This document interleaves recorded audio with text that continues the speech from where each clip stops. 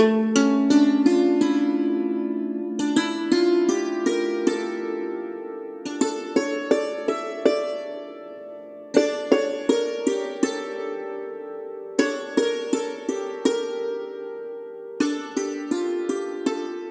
and welcome to So You Think You Can Rule Persia, the podcast where we rate and review all the kings of Persia from Diocles to Yazdegerd III. I am Sariel, and my pronouns are they, them. And I'm Umberto, and my pronouns are he, him.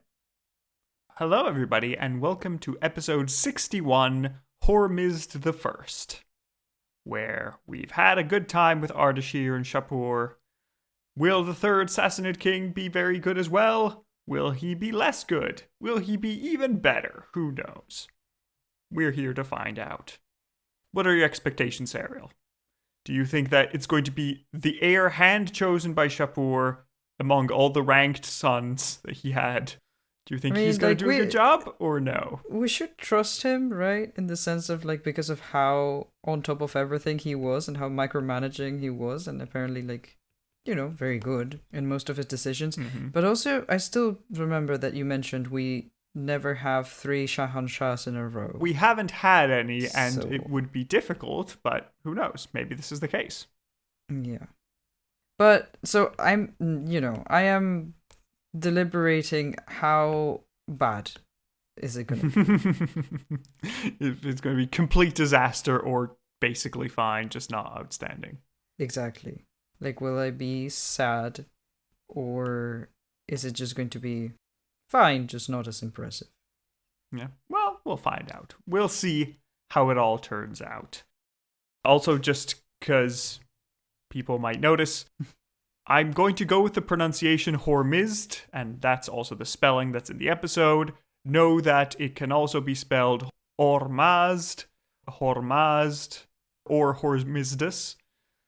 And yeah, it's just basically different versions of how the name is converted into English. I went with Hormizd because that's what was in the first source I read, and I just had to pick one. So yeah, screw it, let's go with this. That's the one you became familiar with. So yeah, exactly. And this makes researching Hormizds very complicated because you don't know what the author of the book you're looking in has gone with. You just need to try all of them. Because some start with an H, others start with an O, and it's just, I don't know, I'll try both. Let's see how it goes. So, now you know. But okay, before we get started, let's just have a brief recap of what Shapur did. So, Shapur was the second Sassanid king. He took the throne after co-ruling with his father for a while. Then he had a series of successful things. He had 3 successful wars against the Romans, shown in his lovely relief, where he killed Gordian III, humiliated Philip the Arab, defeated an army without an emperor, and then imprisoned Valerian and made him a taxidermy coat hanger. Well, so that was according exciting. To you. Yeah, could be. Who knows? Might be. And then he also ensured that the east of the empire was basically expanding against the Kushans with the help of this new Kushano-Sassanid dynasty that was established. Inside the empire, he deported a bunch of people from the east of the Roman Empire into Mesopotamia to people it and repopulate the area.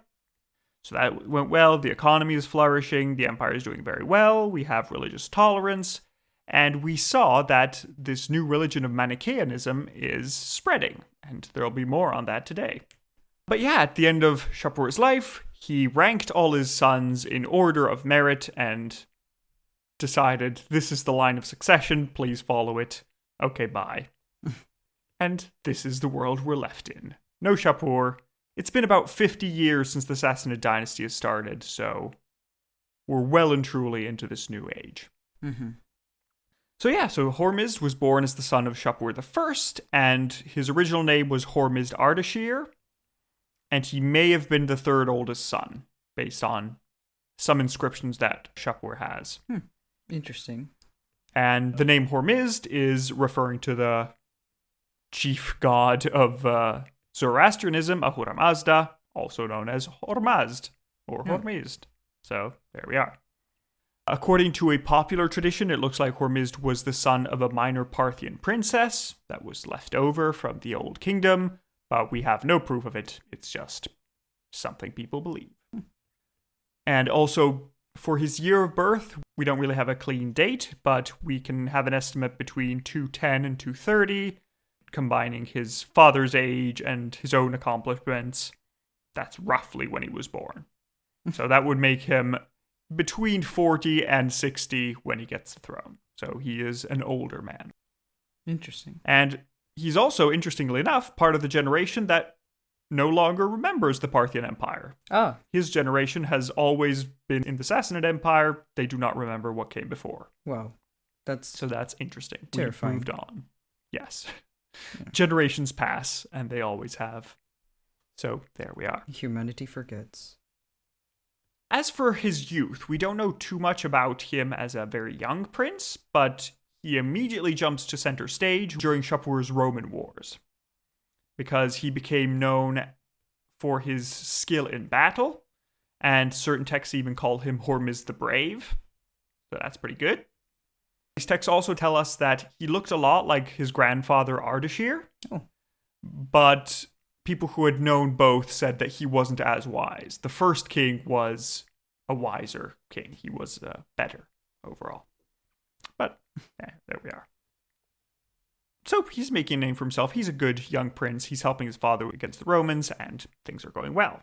They're going so well that, as I mentioned before, we have in the Res Geste Divisaporis, so the deeds of Shapur that he himself wrote. Hormizd is the first in the list of those who received a Fire of Good Renown, so a religious dedication. So his is first in the list, so first by merit. But he is third in the generic list of members of the royal family for whom sacrifices were made. So scholars have interpreted this as saying that Hormizd was the third oldest son, but he was recognized as the first in merit by his father. So since he was chosen as heir, that makes sense. That matches up. And another indicator of Shapur's favor is that in 252, once Shapur had conquered Armenia, he made Hormizd king of Armenia. So Hormizd is now the largest, most powerful vassal king in all of the empire, and in a border region with the Romans, so this is a big responsibility, and clearly he is trusted enough to do this. He is trusted to be capable and effective at his job. So that's nice. And in his new position, Hormizd did not disappoint. He helped out his father in the wars against the Romans. He conducted some independent campaigns raiding Cappadocia. He sent aid to the war in Syria. And it looks like it was Hormizd himself who captured the port of Antioch before the main assault that conquered the city. Okay. So he's helping out, doing a great story. And then we get a very, very likely mythical story from Al-Tabari about Hormizd. It goes a little bit like this. Apparently, there were people in the court that were jealous of Hormizd and wanted to get rid of him. As they often do. Scheming courtiers be scheming. So the courtiers told Shapur that Hormizd was planning to usurp the throne, and if he wanted proof of this, he should ask Hormizd to come to him, and if he won't come, that's proof of the plot. Which reminds me a lot of Cambyses and Bardia. Yeah. A million years ago, but it was a very similar story, so who knows, it might be echoes of that. But the problem is that Hormizd can't come. But he doesn't want his father to be suspicious. Hormizd is busy ruling Armenia. He had a job to do. He doesn't want to abandon his duty. So was this done on purpose so that he wouldn't show up? Very probably, yes. The courtiers probably knew that, if he does show up, you can say, look, but you were meant to be king of Armenia. You're abandoning your duty. And if he doesn't show up, it's like, he's clearly planning a rebellion. There we go. We've seen this before, yeah. Yeah, it always happens. But Hormizd is a very loyal son, and he wants to make sure that his father knows that he is loyal and he's doing his job and he's not going to betray him. So what do you think Hormizd does? What could he do to prove his loyalty to his father? He is meant to go to the capital to report to him, but he can't because that would be abandoning his post. What would you do, Serial? I don't know why my first idea was just make the city where you are the capital. But I don't think that's an option. He doesn't have that authority, but, good option. Yeah. Good option. I don't know. I don't know. What did he do? Well, he decides to cut off his hand and send it to Shapur saying, oh, God. Listen, to be a king, you need to be whole of body. I care more about being loyal to you than eventually being king, so here's my hand as proof that I'm not trying to usurp. I am just loyal to you. That is terrifying. As much as possible. Yes, it's intense. Very intense. Oof. Yes, it's a lot. And, well, Shapur was sufficiently convinced that his son was not going to betray him, and he was shocked, of course, at receiving his son's hand, and he said that, no, Hormizd, you're going to be my heir no matter what. Even if you cut off your body piece by piece, you're the only one I want to be my heir. I trust you implicitly. Oof. I don't care what the law is. Because I was going to say, didn't we just ruin the entire plan? Yeah, but he said, no, I don't care. You've clearly proven that you're loyal and capable. I don't care what this is. You're my heir. You're succeeding. So let's go. And yes, so at this point, the time came for Shapur. And in 270, he died and Hormizd was made King of Kings. So he's upgraded from King of Armenia to King of all Iran. Now, unfortunately, we don't have too many sources on his reign, but we have interesting information nonetheless. Because first of all, it looks like he followed in the steps of his father and grandfather with founding new cities, and he also continued to use the title of King of Kings of Iran and non-Iran. So that's nice. The sources also tell us that he was a just and benevolent ruler, although a bit inferior to his predecessors, because they were such remarkable men. And he is said to have valued prudence, the ability to ward off unnecessary risks, bravery, rigorous adherence to his word, and generosity. So, all very nice things. That's good. He seems like a nice, capable man who is doing a good job. But the main bit of information we get is of religious nature, because as we saw, religion is becoming more and more important in these times.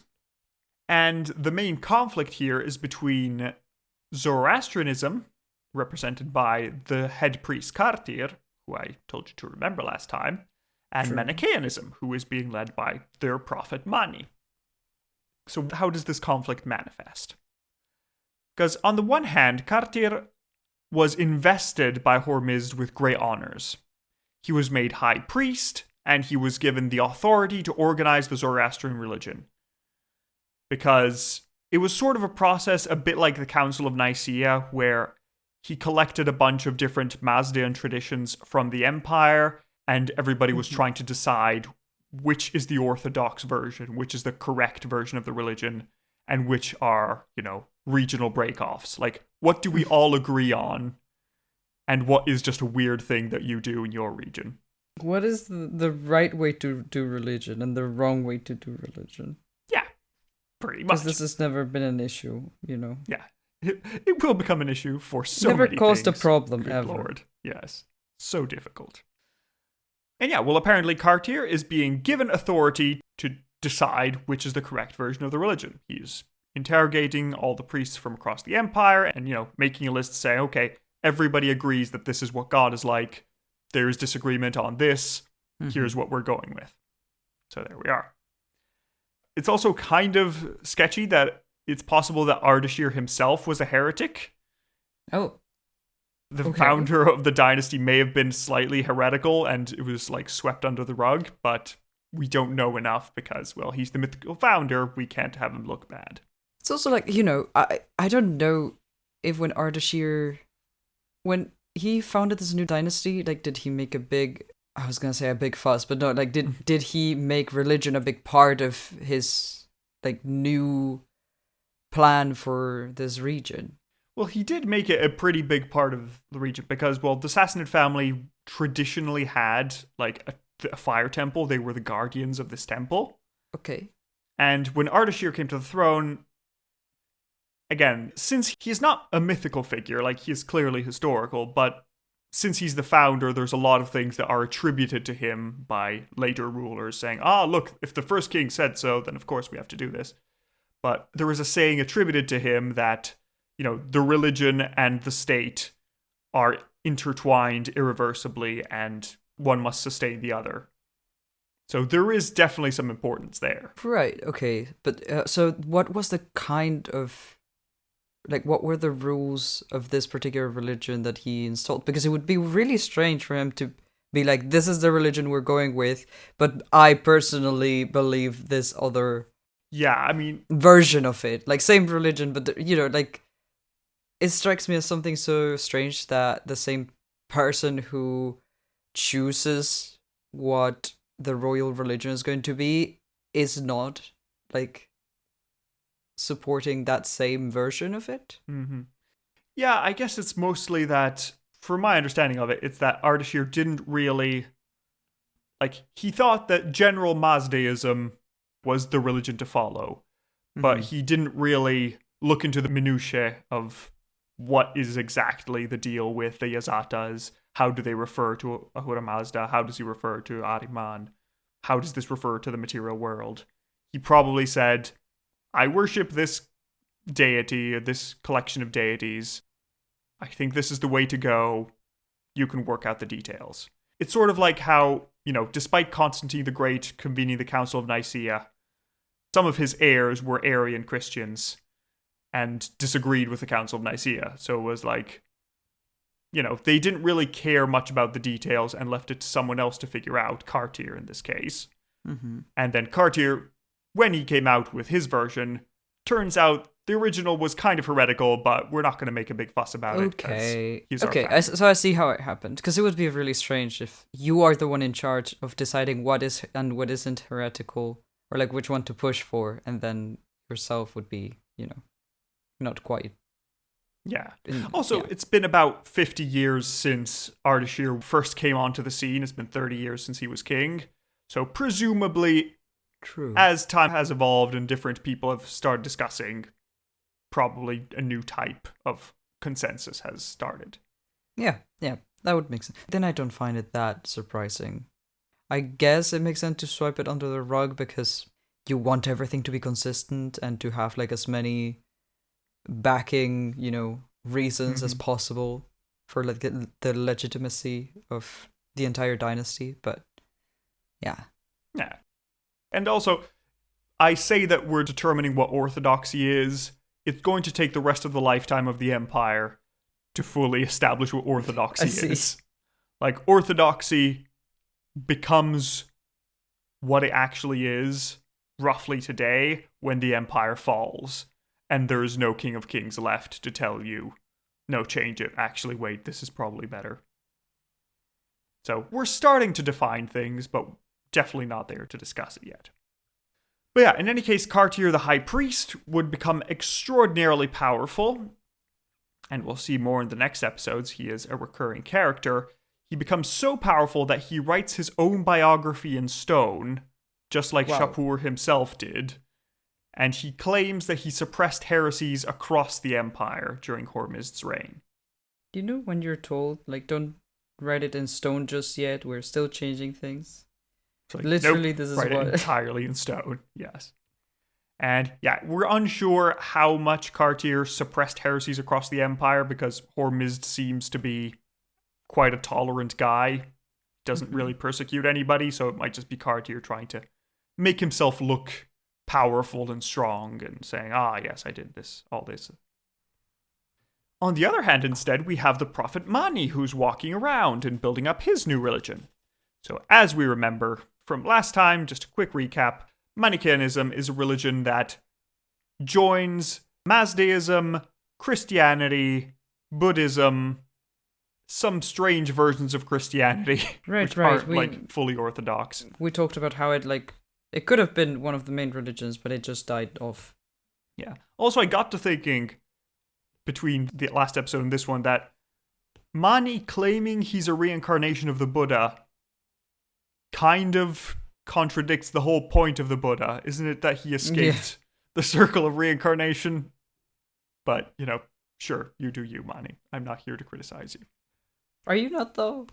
I mean, I'm here to, it's a dead religion. It's fine. Nobody's going to write angry letters to us. It's cool. We hope. If modern Manichaeans, if you've survived for the past 1,000 years, please tell us. Be excited Would to hear. love to have your input. It would be fun, actually. But Mani himself was given as an audience by the King of King Hormizd. And they had a chat, and Hormizd seems to have been quite impressed. He was so impressed that everybody agrees that he gave Mani permission to convert anybody he wanted in Babylonia. Right. He was like, yeah, go do your pilgrimage. Yeah, it's like, feel free, do whatever you want. If anybody wants to join your religion, feel free. You have no my problems. blessing. I won't join, but go on. Well, according to the most favorable sources, Manichaean sources, of course, Hormizd himself converted. He thought, you actually make some good points. We shouldn't be terrible to each other. Being nice to each other sounds like a good plan. Let's go with that. And I mean, converted. I agree. Being nice to each other sounds like a good plan. And most religions have some sort of clause about that. Yeah. So, most prophets tend to have the common message of, wouldn't it be nice if we just stopped being mean to each other? Can't we just get along? And Mani kind of agrees. Although, extra things on top. But we'll find out. Oh. Next episode, Serial. Don't worry. Mani's still around. Come on. And, the problem is that while the most favorable sources have Hormizd converting, the most unfavorable sources say that Hormizd didn't tell Mani, yes, feel free to convert anyone you want in Babylonia. Hormizd actually told Mani, you can only stay in Babylonia, don't you dare leave and convert other people elsewhere. Okay. So it's unclear if Hormizd is just limiting his influence or is just fully accepting it. It is a very wide range, and we don't really know since, it's a religious matter. It's very polarized. Everybody is arguing on, oh yeah, he was totally on our side all along. So, who knows? And Mani himself was a physician who grew up in Babylonia in a Gnostic Christian environment. So, Gnostic Christians are basically Christians who believe that there was some hidden knowledge from the Bible. Okay. So this manifests in different ways. Some of them believe that the God of the Old Testament is actually the devil. And so that's all trickery. And God is actually the serpent who gave the knowledge of good and evil to Adam and Eve. Actually, and he came back such as a cool Jesus. concept of just like reinterpreting the text. Which of course everybody has to do, right? Yeah. But such a wild interpretation that can have so many consequences. And I love that this is just like this one theory that creates this entire it's a massive side of deal. And also another version of this is, I don't know if you've heard of it, it's the Gospel of Judas. I might. Where it says that Judas the traitor actually was the only person who really understood Jesus' message, and all the apostles were just listening to the surface of it, but they didn't understand the deeper message. And in this gospel, Jesus and Judas are talking, and Jesus says, yes, you definitely understand more, but not yet. It's deeper than that. You need to really think about it. So, interesting stuff.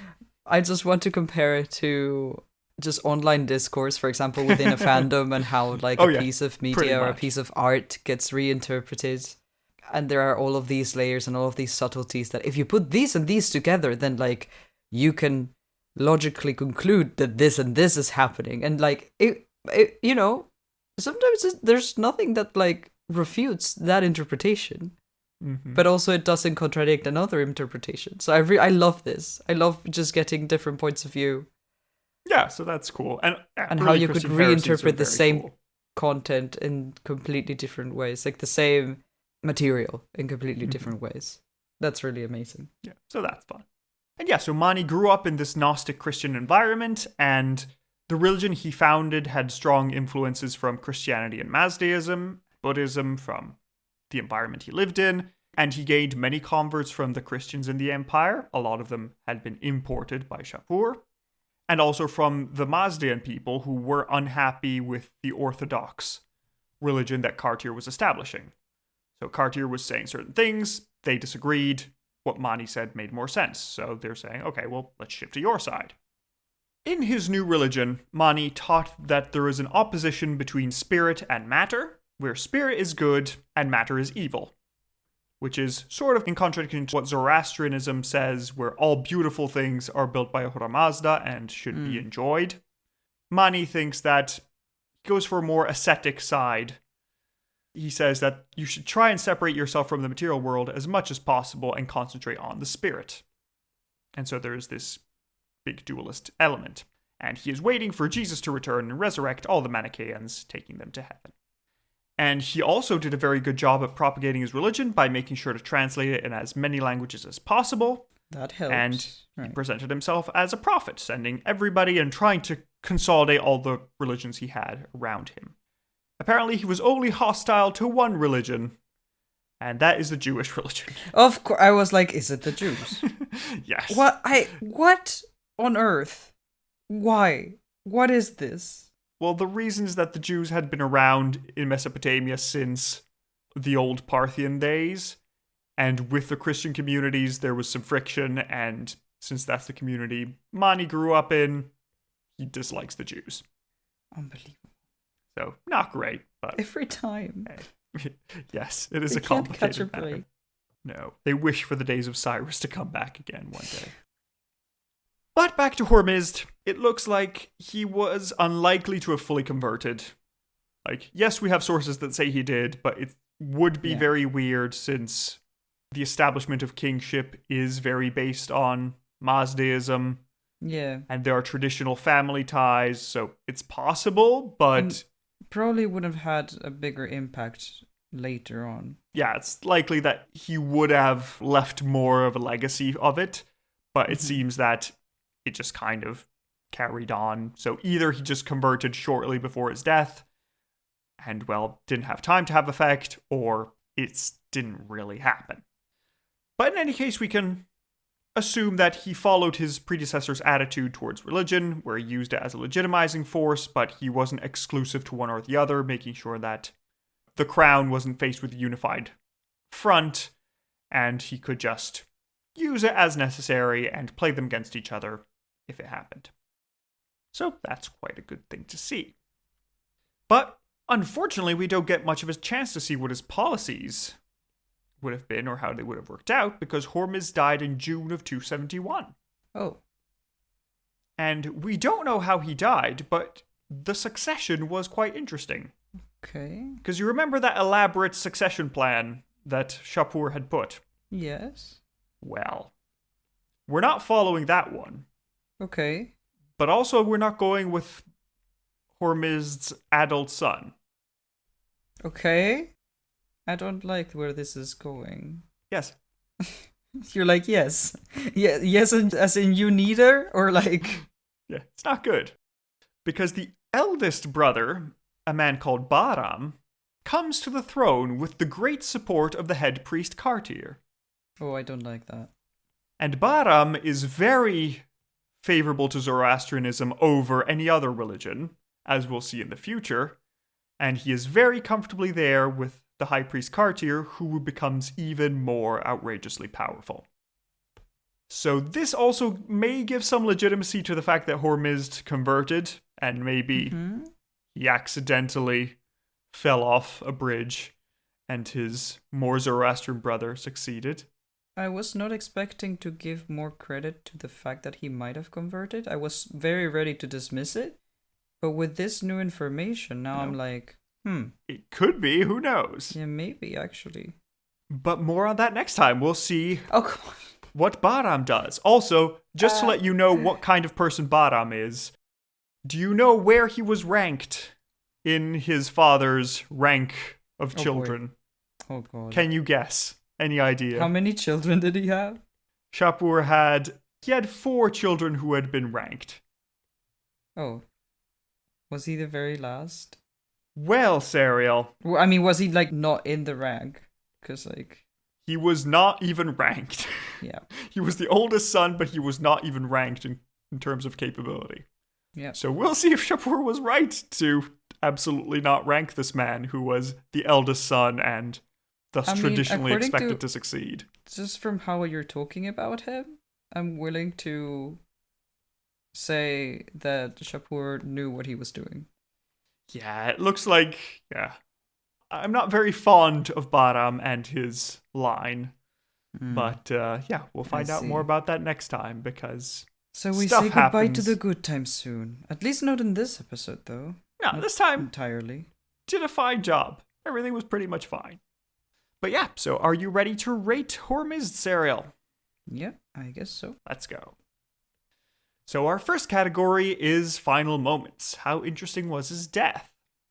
Hormizd, well, he died relatively mysteriously. He was, like, based on his age, he was somewhere between 40 and 60, in his 40s or 60s. So, still relatively young. It's unlikely to be a death from old age at this point. So maybe he just caught a disease, or maybe, again, since the succession is kind of messy after him, perhaps he was removed from the picture. Yes, I support the theory that this was usurpation. Especially because it was the eldest brother who might have had, like, heirs of grandiose, like, I should have been the heir. Yeah. I should have gotten the throne. My father never loved me. I will prove him wrong. Lots kind of daddy vibes. issues. I do think there was. It is suspicious, and if you give credence to the religious conversion, like, even if he was just interested in the religion, the fact that the head priest supports his usurper brother is questionable. Yeah, I mean, or even it might have then been added to, like, give the brother a reason. Oh, it might be, to legitimize Bahram instead of Hormizd, saying, Hormizd was a heretic, so he can be your king. Whether he was or not, it's less relevant. Yeah, it's kind of lost to history, but he was definitely tolerant of them, at least. Mm-hmm. But so what are you thinking for final moments? What is your range? The thing is, we don't have his actual death. No, we don't have a death scene. We just know that he dies. But there's a lot of intrigue surrounding it. Yes. It's not a... So I will give some points instead of just being like, well, we don't know. Mm-hmm. But I can't give him as many points as I would like to give because, well, we have no details. So if we knew for sure there was a coup and we had a fancy scene, then of course. But right now, he is a bit off. I'll give it a 2. A 2? Only a 2. I think I was hovering between a 3 and a 4, honestly. Oh. I think I'll go for a 3, but... Wait, we don't have the actual death. That's my issue. Yeah, but a 2 is what Shapur got for dying, nice and calm and everything was fine. Like, I guess, I understand if you want to give him a 2, I understand your reasoning, but I feel like the murkiness is enough to raise it up to a 3 for me. Yeah, I'll stay with a 2. Fair enough. So with a 3 and a 2, we get a 2.5 out of 10 for final moments. Our next category is battle hardness. How good was he at war and fighting? Well, he was apparently quite good. Like, he didn't do much warring as a king, but as a prince, he was excellent. He was called, Hormizd the Brave. He was known as a great warrior. He helped out his father during wars and was so good that he was made king of Armenia for it. Mm-hmm. True. He then helped Shapur with his wars against the Romans, invaded Cappadocia, captured the port of Seleucia on his own, and, was clearly quite powerful militarily. Then, as a king, he didn't really go to war, but, it's not that he was defeated or anything, it's just that there was no war at the time, so he wasn't fighting anyone. Yeah. Which, I think it's pretty good. I think it's quite nice. And, considering how well his father did, we need to give some credit to Hormizd as well. Yeah. Maybe not all of it, because, of course, his father was probably directing the overall strategy, but if Hormizd had been terrible, things would have gone a lot worse. So, my starting ground is a 5-ish. What are your thoughts? Yeah, it's a bit of a shame that he didn't have... So, hear me out. It's a bit of a shame that he didn't have a chance to prove himself as a king militarily, but also that is excellent in, like, on another hand. Yeah. Because that means there's no conflict and you can just enjoy peace and, have your empire or your kingdom actually thrive. So, I'm not saying that it's actually bad. It's just for the sake of points. Well, for the sake of fightiness, But we do have the account of how he did before he became king. Yeah, also based on Shapur's list, he was the best of his sons. Wow. Yeah. So, True. You know, he's not just some and random we know that guy. Shapur, like, as cruel as it might have been to rank your sons, it's also done from a place of you are hiring someone for a job and not, Of course, I'm not excusing him because maybe I don't know what kind of person he was, and maybe it was very much I hate you and I love you kind of relationship, Yeah, we don't endorse making a Rexipod for all of your children and choosing which one is better than the others. Please do not do that. But if you're choosing someone for a job, yeah, which he was very practical in that sense because that's how he treated the rest of the kingdom. Like he would just be he would micromanage everything and be like, okay, this is, which I'm saying like, oh, he's micromanaging, which usually has like a bad connotation. He was the king. I feel like that's part of his job. Yeah, the job is you can delegate, but like you don't have to, especially if you're good at what you do. So yeah, I think that considering his overall skill, the fact that his father rated him so highly, I'm going to go for a 6 in battle hardness. Yeah, I'm going to match you because, we're going from the Shapur list on this one. And, he actually met the guy, so very good. With a 6 and a 6, we get a 12 out of 20 for battle hardness. Our next category is scheminess. How good was he at plots and manipulations? Did he, There is a very, very minor thing we could consider because overall doesn't do much schemy. His minor thing is that he might be playing the Zoroastrians against the Manichaeans to ensure that none of them becomes too powerful. Or he might just be tolerant because it's a nice thing to do. Yes. Or he might just be a nice guy. Depends how cynical you are. Yeah, I mean, I am a big fan of monarchs who just allow freedom of religion for their people. Yeah. Even if, nice in this dynasty, we are much more geared towards having one religion that is the royal religion. It's not like the rest of religions are being prosecuted. No, absolutely not. I just think it's a nice thing to do, whether you do it strategically or just because, live and let live. Yeah. Mm-hmm. So you're not considering a bit of the scheminess. That's important because in the end, the reason behind doesn't really matter. The outcome matters. Okay, fair enough. So yeah, you've actually convinced me. I think there's nothing really in this case. There are cases where the reason behind does matter. But, yeah, of course. But sure. Yeah, I think, okay, so I'm going to go for 0 for scheminess. I guess you're matching. There wasn't really anything. Okay. So with a 0 and a 0, we get a 0 out of 20 for scheminess. Our next category is shock factor. How shocking was this man? We don't have too much. The one thing I think we have is the potential conversion to a different religion. Yeah. How much credit do you want to give that? Because if he did convert, that's pretty big. He died before it could have a great effect, but, that could have sent the empire in a totally different direction. True. But, we're not sure if he did. Some people say he did. Some people say he actually just tried to limit Manichaeanism to a certain region. I don't know enough to make, a more informed opinion. Just for the sake of storytelling, I think it's a good... if this were a story someone were writing, I'd be like, it makes sense that this was the reason for his downfall. Yeah, if you want to spice it up for drama... And his downfall was so quick that nothing came of it. Because people made sure that nothing came of it. Yeah, exactly. And, clearly, if Kartir is willing to replace him so quickly, he probably didn't like the man too much. It's that priest favoring the brother that threw me for a loop, Yeah, that's the one which makes you stroke your chin a little bit. Because, yeah, I think I'm just going to go for a token 1 because it might be. We don't know, but there's a taste of something there. It's not unthinkable. Yeah, exactly. It's possible. Who knows? Also, the thing is that, Zoroastrianism wasn't consolidated in an orthodox form, and Manichaeanism took a lot of parts from Mazdaism.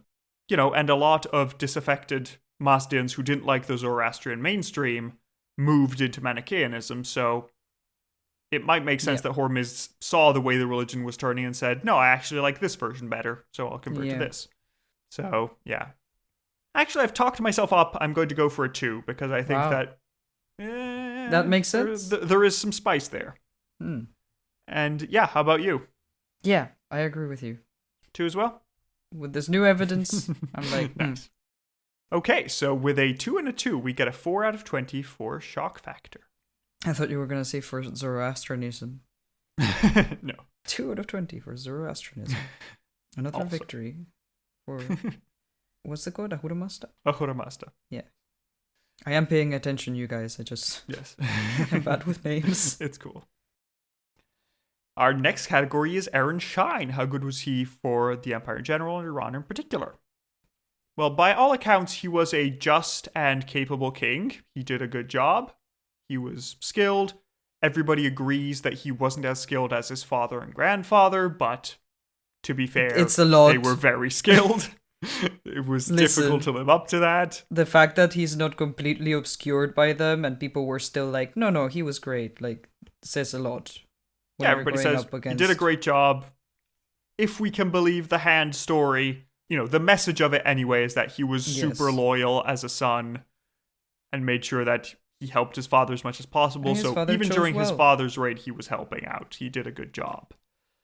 During his own reign, he founded new cities, which is always a positive thing to do. He established religious toleration across the empire. That's nice. Yeah.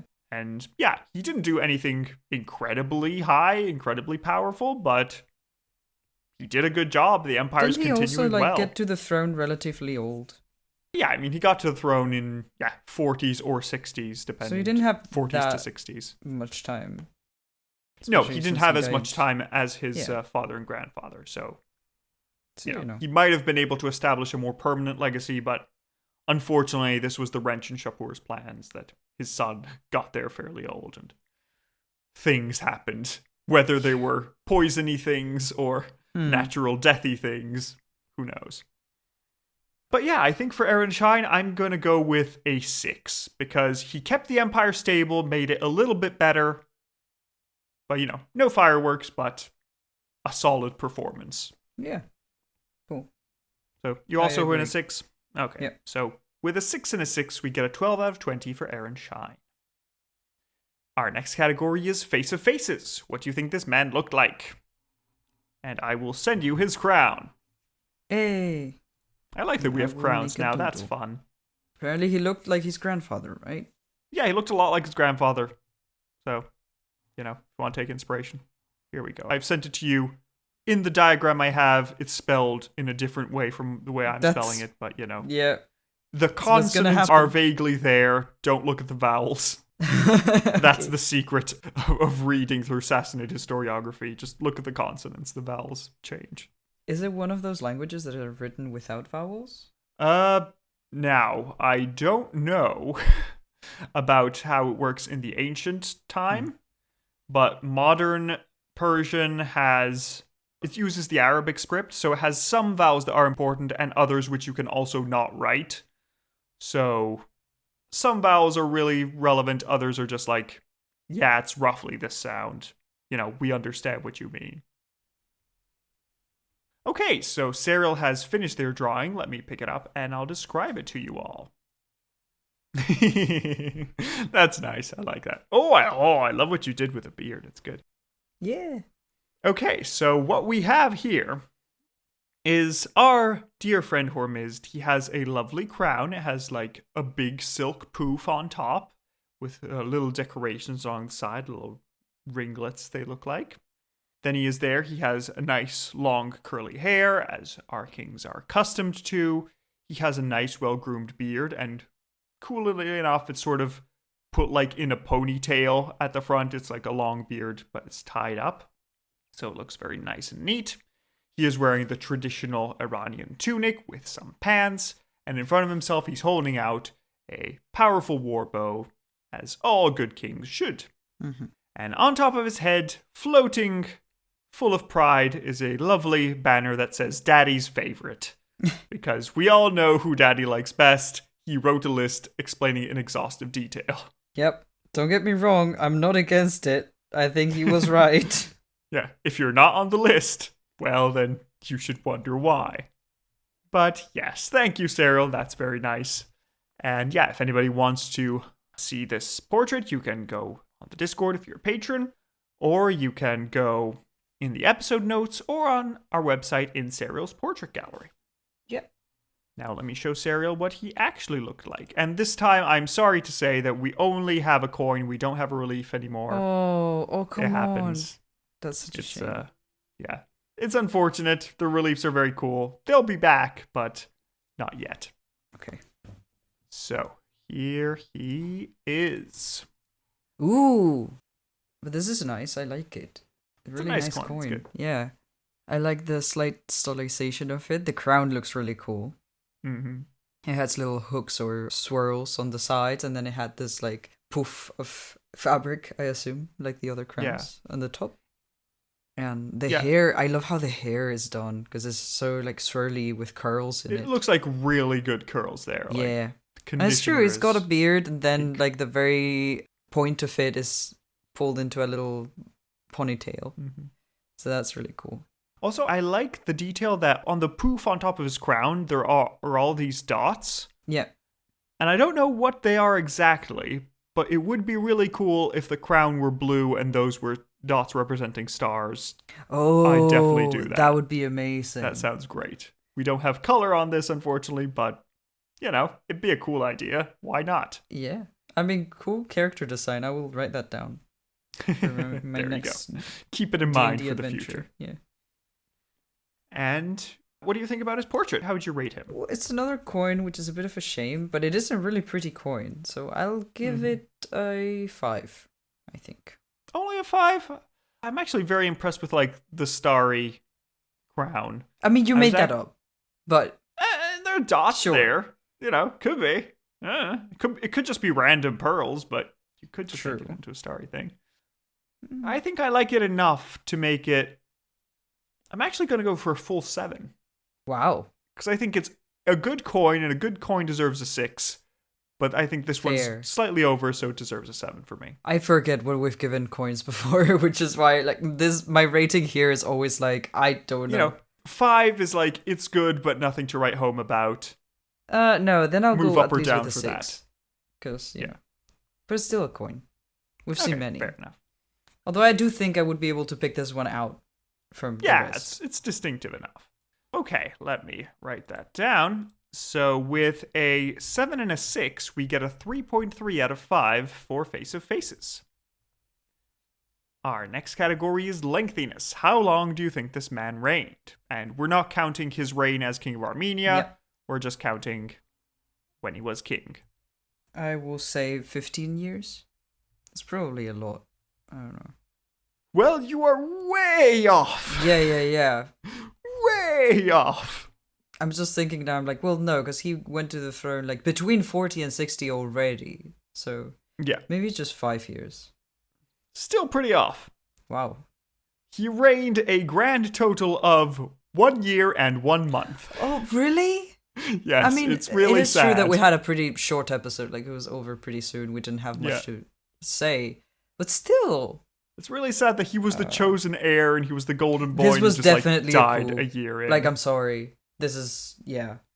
Yeah, it's not the great. Primogenitor... It's very suspicious. How would you say it? The firstborn. Primogenitor is such a good word. Come on, people. But the firstborn son just did not take it well. No. So yeah, Hormizd ruled from May of 270 to June of 271, giving him a grand total of 1 year, which divided by 10 is 0.1 points out of 5 for lengthiness. And that brings us to the final score, which is a very impressive, like, more than most Parthian kings, 33.9 out of 100. Which places him just above Diocles and under Vologases I, which was one of the more impressive Parthian kings. So, you know, very good score. You know, the worst Sassanid so far, but the others have been all in the top 6, so it's kind of a harsh comparison. And that leads us to the final question. Is Hormizd the favorite enough, short-lived enough, and merciful enough to be a Shahanshah? Or is he just a Shah-Na? I don't think he lived enough. I think it's just a I think real he's very shame that he impressive, didn't live though. that long. Yeah. He would have been a perfect Shahanshah, like perfect Shahanshah material. Yeah, exactly. But It's not just that such a much shame that happened. he lived so little. Ugh. And that it just, through coup or just random malaria or whatever disease he may have caught, he just didn't have enough time to make his mark. And, if he actually did convert to Manichaeanism and then took the empire in that new direction, that would have been really interesting and really impactful. And otherwise, he seems to have been really capable as king of Armenia. He was the favorite of his father, who clearly was a reasonable judge of character, since he hated Bahram, so fair enough. You did a good job at that. So yeah, it's very disappointing, but I'm sorry, Hormizd, but you are a Shah-Na. So you can go off into the desert and meet Vologases VI and tell him that you were much better than him. Like, mathematically about 5 times better than him. Yes. But unfortunately, you just did not cut it. You did not last long enough. That's so sad. So yeah, thank you all for listening. We hope you had a good time with our friend Hormizd and learning about the new religions that are popping up and how they all interact. We hope you join us next time when Bahram starts. We'll see, does this potential usurper... Like him. No. Yeah, you're right. I don't like him either. Eat the entire see if man. he does a good job. Does he do a good job? Does he mess things up more? Oh, and wait, what is that over the horizon? Is that a Diocletian coming? Oh no. Fun. What's that going to do for us? I can't stop thinking about Shapur just coming down in spirit and just slapping the hell out of this man for not following his plan. Yes. Come on, like he left deserve everything. We didn't even check if the plan would have worked because nobody followed it, even though he was pretty tried great one at, point. But don't worry, Serial. There is somebody who wants to continue following the plan, and he is going to try his damnedest to try and make sure it works. So you're gonna make me suffer next episode. Cool. A lot. Cool. But yeah, in the meantime, if you want to support us, you can join our Patreon, where you can gain a lot of extra episodes. We have episodes on the Maurya dynasty, a bunch of cool ancient Greeks, contemporaries of Mithridates II, other series we're going to be voting for in March. Join us, it's fun. And if you don't want to support us monetarily, that's fine, but we'd still appreciate if you could give us a review on your podcast app of choice so more people know that we exist. And I think that's it. Without any further ado, we hope you have a lovely week, and we'll see you next time. Goodbye. Bye.